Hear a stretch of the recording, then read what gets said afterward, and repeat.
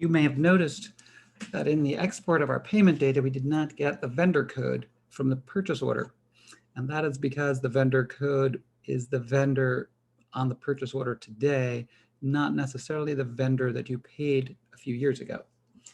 If you changed from EBSCO to Harassowitz or anything like that with your serials.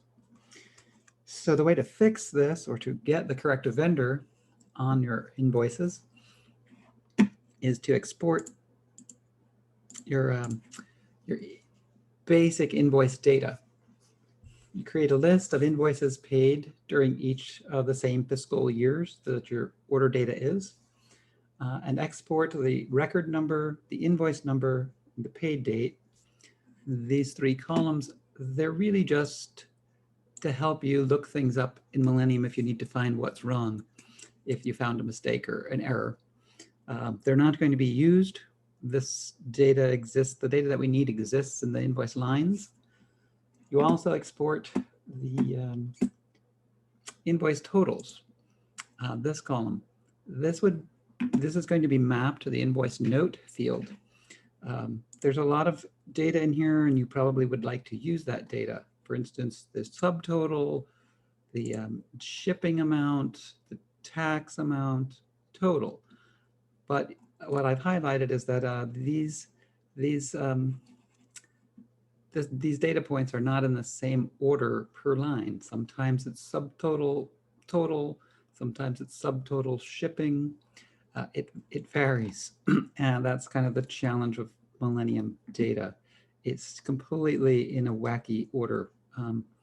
So these can be mapped to the invoice note, and you'll have the information that you're looking for. It's just not broken out beautifully in the ALMA invoice. The other one is this, you would export the invoice vendor.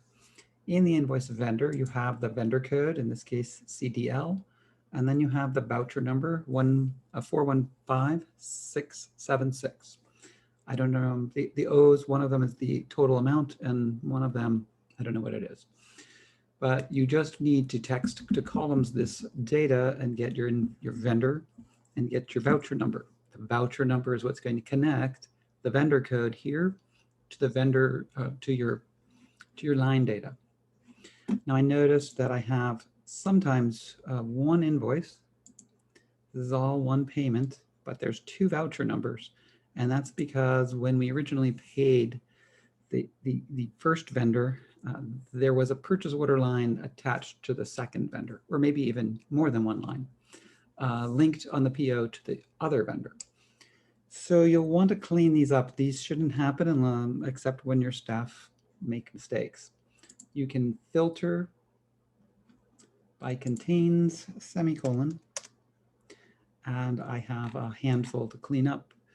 For example, with the CDL ones, I know that we probably thought it was going to be paid to Oxford or Gobi, but in the end, CDL took over that contract for that title, and I need to change the voucher number for this PO line, Oxford. I need to change the voucher number in my invoice lines to be the voucher number for the CDL invoice. In other cases, you may not need to change it. It might be that you like in this case, what I found is we paid the wrong vendor, and later we realized it and we did a reversal. In that case, you'll want to pull the data out. So once you've resolved these by looking up each of them, let me find a good one. Well, we'll look up the second one. Look for this in your line data.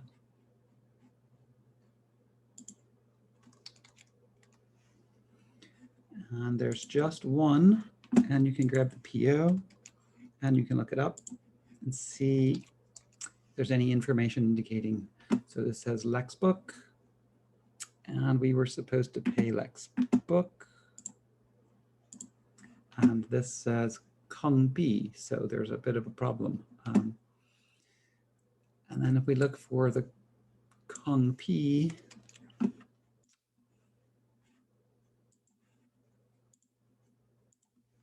Oops.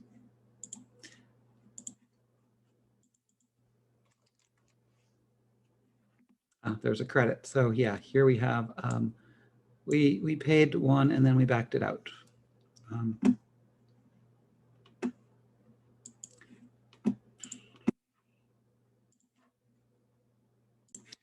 So in this case, what you're going to want to do is the same thing we did with split funds. You're going to want to insert a line here, copy this line,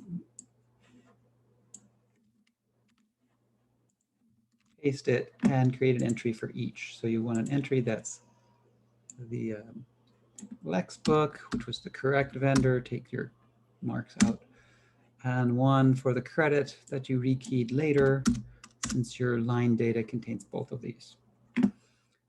In the case of the CDL one, where it really should have been paid to CDL, I find the code, and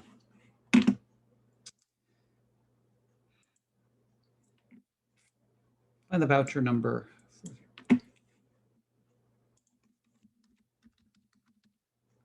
I already, and then fix it in your raw data to be CDL. This way it will be CDL, which is what it should be. You'll want to do your invoice line numbers after you've made these fixes.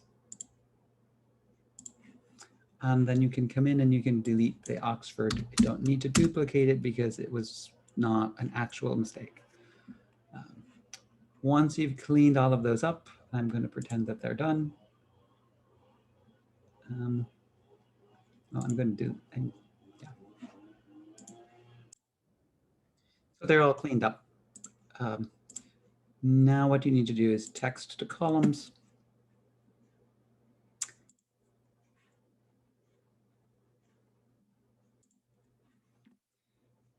And our vendor codes are 5 characters. I think that might be the easiest way to go, fixed with. So vendor code, and then the voucher numbers are 6 digits for us. So next, finish. Yeah, this is the good column. Put in vendor code. This is garbage. You can delete it.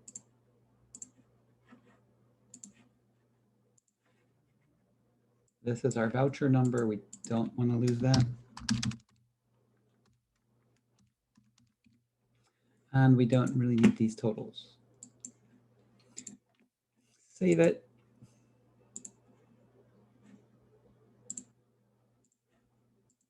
As Excel, and you're going to import this into Microsoft Access. Next video, we'll show you what to do there.